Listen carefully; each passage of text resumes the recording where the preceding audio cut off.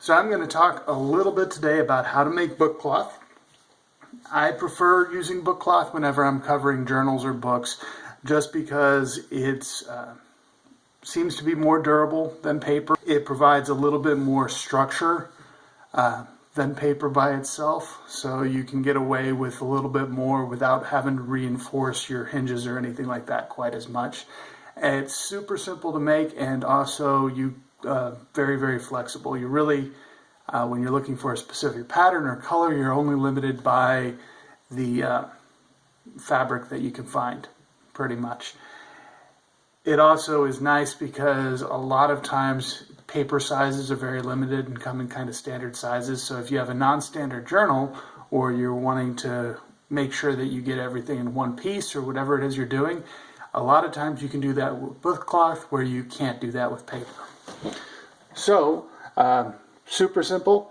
What we're going to use is just some iron-on adhesive.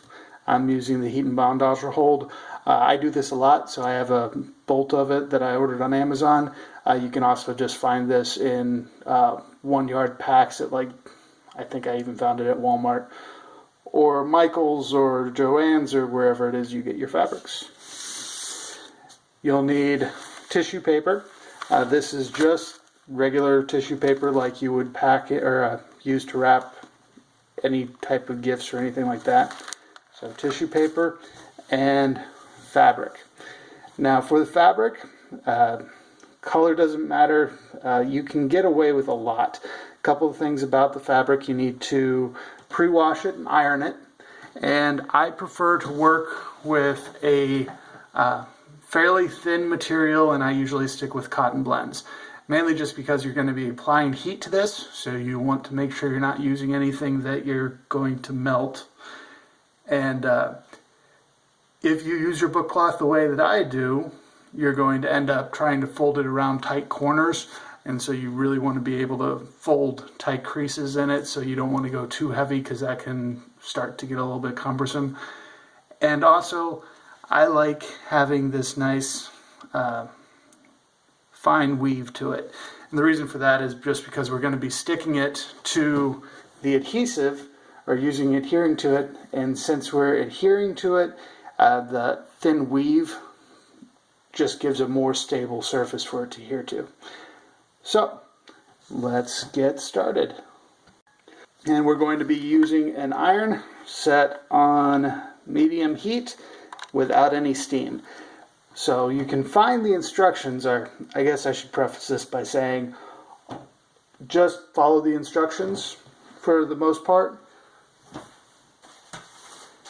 If you're using the stuff that I'm using, it comes right down here, and it says pre-wash. Preheat your iron to medium heat, no steam. Place and hold on the paper for 2 seconds and repeat until the entire surface bonded.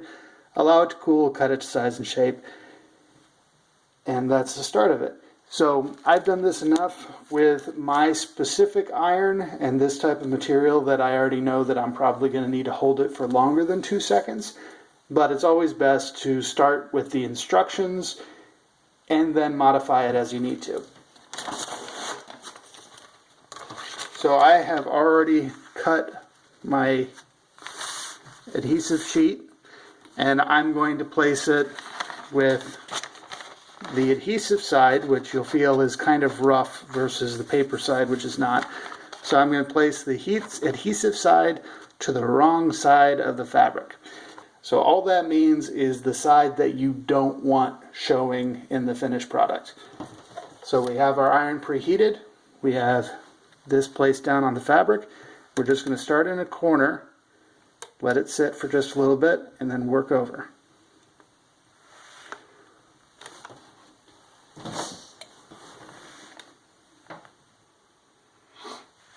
So this is what I was talking about, and I don't know how well you can see this, but you can see these sort of lighter areas. Anywhere where it's lighter than this, it looks like it maybe has a bubble underneath. That means it's not quite adhered well enough. And so what we're going to do is we're just going to go and repeat, go back over, and make sure that we get all those air bubbles out and that everything is very well adhered. Excuse me.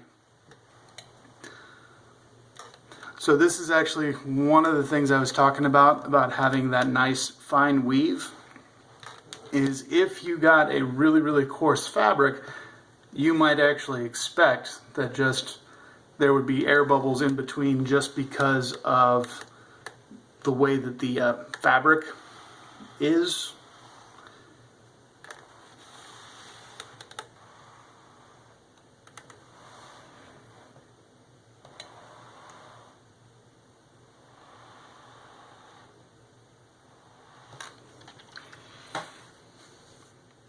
All right, and you can see that pretty much all those air bubbles are down. Everything kind of looks darker. There's nothing obvious. I usually pay particular attention to the edges. All right, once this is cooler, what we're going to do is we're going to grab just corner edge and we're going to peel the paper backing off.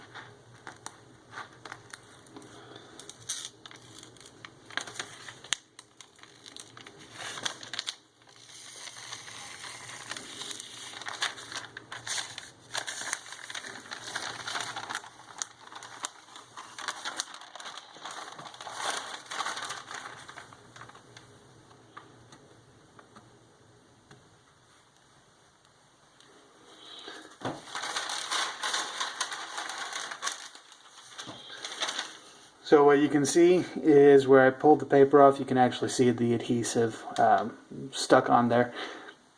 If you hadn't heated it enough, or if it hadn't really properly bonded with the fabric yet, or sometimes if you tried to peel it too much, you would actually peel up sections of this adhesive as you were taking the paper back. So this is a good time to know and sort of see that everything's well bonded. At this point, what we're going to do is we're just going to lay a sheet of tissue paper right over the top of this adhesive.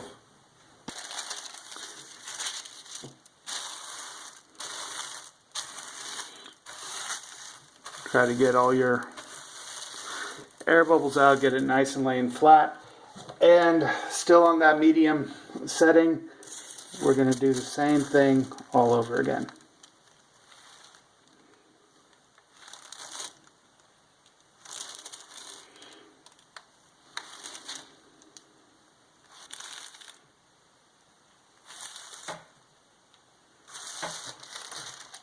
Okay, now you can see from here, you can see the shadow, sort of where it's well adhered, versus you'll get these white sort of splotchy points where it's not quite adhered as well.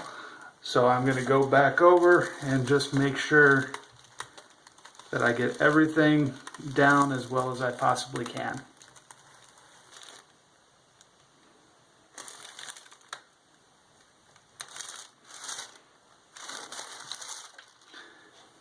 Okay, and that is all she wrote.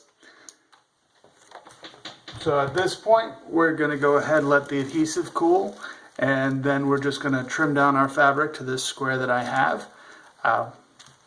And that is your book cloth. You'll have, when this is all cooled and ready to go, you'll have that nice cloth finish that I really like for binding the books and the journals. And this tissue paper will give you a really nice, smooth, consistent surface to adhere to apply your glue to without it soaking through and really messing up your fabric look. So I hope this video helped.